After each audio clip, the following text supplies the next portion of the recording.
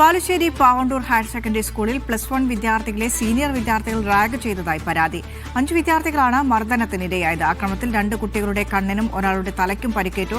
കാക്കൂർ പോലീസിൽ പരാതി നൽകി. സ്കൂളിലെ റാഗിംഗ് വിരുദ്ധ കമ്മിറ്റി റിപ്പോർട്ട് സമർപ്പിച്ചാലേ കേസെടുക്കാൻ കഴിയൂവെന്ന് പോലീസ് പറഞ്ഞു.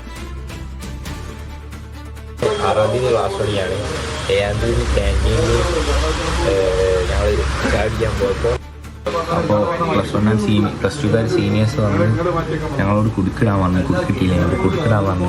അപ്പോൾ അന്നേരം കുറച്ച് ഞങ്ങളെ ഓർമ്മ പിടിച്ച് ഞാൻ പറഞ്ഞ് അന്നേരം തന്നെ സാറുമാർ വന്ന് ഒഴിവാക്കിയാണ് കേസ് അവിടെ തീർന്ന് വിചാരിച്ചാണ്. തിരിച്ച് ഞങ്ങൾ സ്കൂളിൽ പോകാൻ വേണ്ടി +2 അല്ല, ഞങ്ങൾ കുറച്ച് ആൾക്കാർ 5 ആൾക്കാരുണ്ട്. അപ്പോൾ ഞങ്ങൾ നടന്നിങ്ങനെ പോവുകയും അപ്പോൾ +2 സീനിയേഴ്സ് വന്ന് ഞങ്ങളെ പിടിച്ചുകൊണ്ടുപോയി അവിടെ ഒരു വയൻസാറിനെ ഗ്രില്ലിൻ്റെ മുകളിലേക്ക് ഉന്തിട്ട് തന്നെ പുറമൊക്കെ പോയി. പിന്നെ മുഹമ്മദ് അസ്ലം നൽകും വിശദാംശങ്ങൾ. അസ്ലം, അത് എന്തുകൊണ്ടാണ് പോലീസ് കേസെടുക്കാൻ തയ്യാറാകാത്തത്? സ്കൂളിൽ നിന്ന് റിപ്പോർട്ട് ലഭിച്ച ശേഷം മാത്രമേ കേസെടുക്കാൻ കഴിയൂ എന്ന് പോലീസ് പറയുന്നത് എന്തടിസ്ഥാനത്തിലാണ്? വിദ്യാർത്ഥികൾ പരാതി പറയുന്നുണ്ട്, അവർക്ക് ദേഹോപദ്രവം ഏറ്റതായി പറയുന്നുണ്ട്. അവർ നേരിട്ട് പരാതി പറയുന്നതൊന്നും ചെയ്തുകൊള്ളാതെ സ്കൂളിൽ നിന്ന് റിപ്പോർട്ട് വേണമെന്ന് പറയുന്നത് എന്തടിസ്ഥാനത്തിലാണ്? റാഗിംഗ് കേസ് ആയതിനാലാണ് പോലീസ് അത്തരം സമീപനം എടുക്കുന്നത്.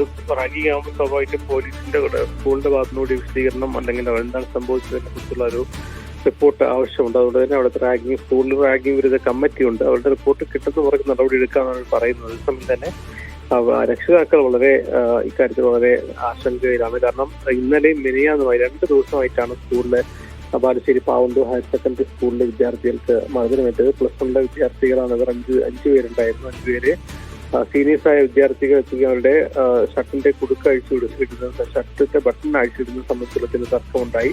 അതിനെ തുടർന്ന് നന്നായിട്ട് മർദ്ദിച്ചു എന്നുള്ളതാണ് വിദ്യാർത്ഥികൾ പറയുന്നത്. 2 പേർക്ക് കണ്ണിന് പരിക്കേറ്റിട്ടുണ്ട്. ഒരാളുടെ തലയിലെ പുറകിൽ മർദ്ദനമേറ്റിട്ടുണ്ട്. അങ്ങനെ ഇത് മുൻനിർത്തിക്കൊണ്ടാണ് ആദ്യം സ്കൂളിൽ പരാതി പറഞ്ഞെങ്കിലും സ്കൂൾ നടപടി ഉണ്ടായില്ല എന്നൊരു പറയുന്നുണ്ട്. അതിന്റെ അടിസ്ഥാനത്തിലാണ് പോലീസ് സ്റ്റേഷനിലേക്ക് പോയെന്നാലും സ്കൂൾ അധികൃതരുമായി ബന്ധപ്പെട്ട ശേഷം മറ്റു നടപടികളിലേക്ക് സ്വീകരിക്കും. എന്തായാലും പരാതികൾ സ്വീകരിച്ചിട്ട് മറ്റു നടപടികൾ സ്കൂൾ അധികൃതർ കൂടി നിലപാടനുസരിച്ച് സ്വീകരിക്കുമെന്നാണ് പോലീസ് അറിയിച്ചിരിക്കുന്നത്.